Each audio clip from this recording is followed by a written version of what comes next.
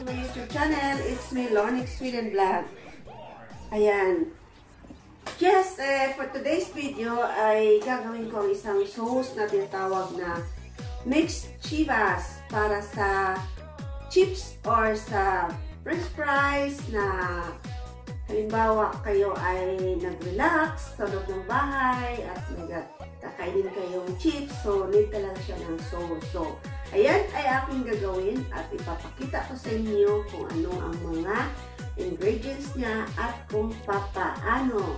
So, ito ay tungkol sa sauce na mixed chivas. So, before that, mega shoutout sa inyong lahat at hello! Welcome to my YouTube channel, Lornix Sweden Vlog.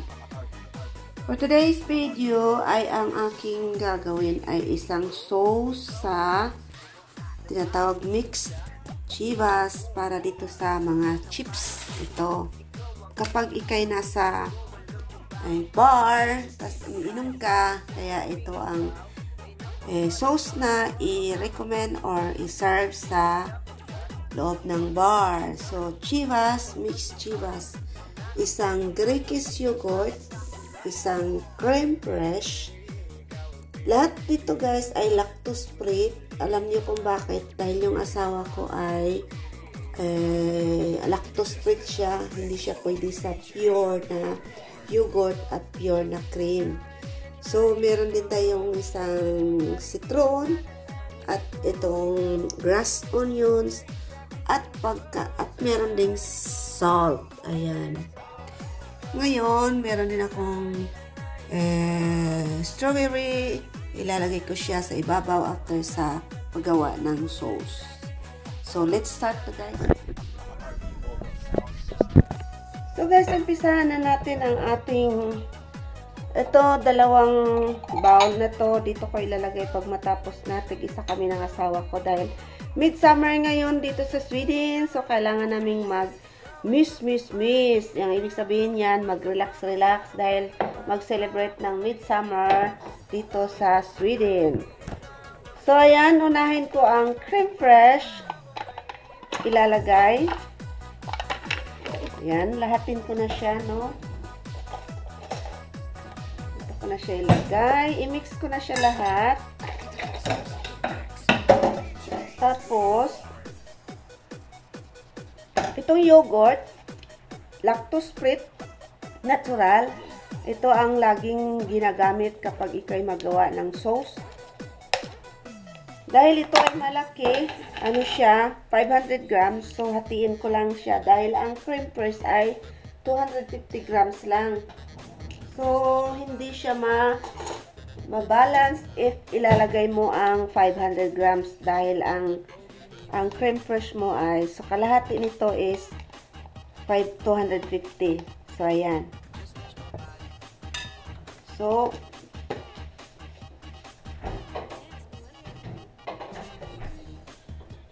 ayan. So, next kong ilalagay sa kanya ay itong salt. Lagyan siya ng salt. Uy, medyo nadami dah. Kunin natin to. Madamihan ng salt, dapat kunti lang. Dahil aalat siya. Ayan.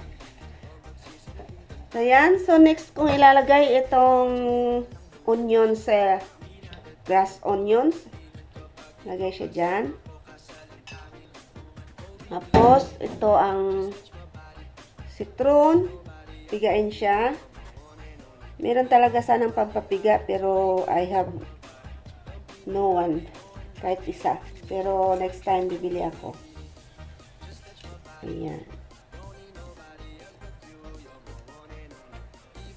Ayan guys, ang citron. At syempre, lagyan ng konting black pepper para siya magiging konting black pepper. So, i-mix na natin siya guys. Hindi na natin siyang i-mix. Ito ay simple na lang. Pero ito talagang chivas ay magagamit ito sa sauce kung anong mga sauce ang dapat gagawin mo.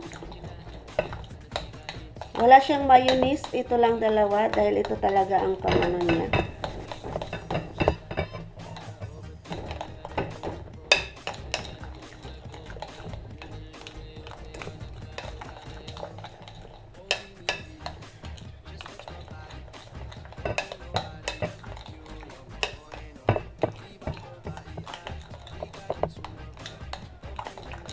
I-mix mo siya ng mix, no? Hanggat maano. Tikman natin.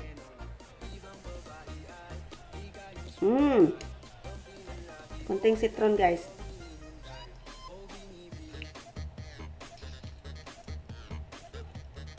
Tapos kunting salt. So,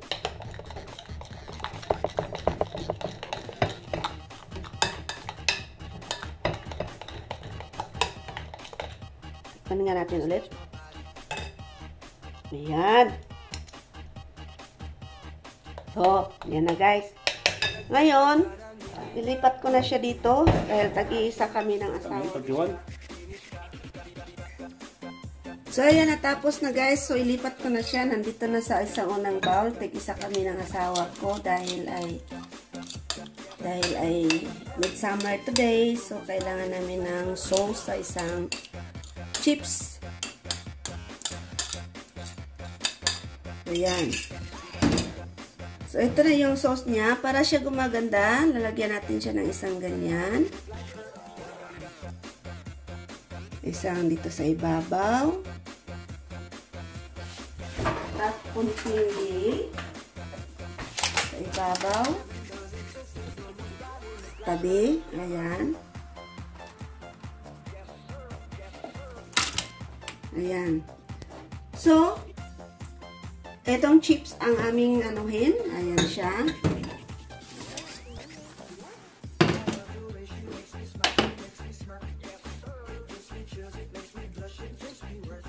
Tapos, tikman na natin ang ating ang ating chips. Makikita nyo, ganun ang tinatawag dito na dip na.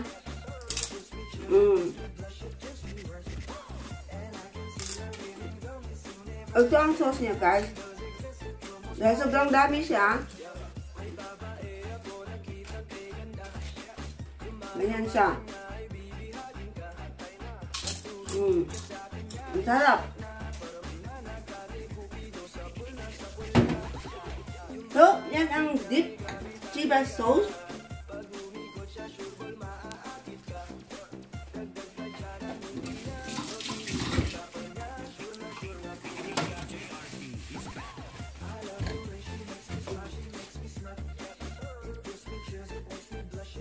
So, ito ay naipakita ko na sa inyo and thank you so much for watching sa aking sauce mixed chivas and maraming din salamat sa lahat na nagsubaybay at salamat din sa aking mga super chatter for today and sa aking mga kapings dyan.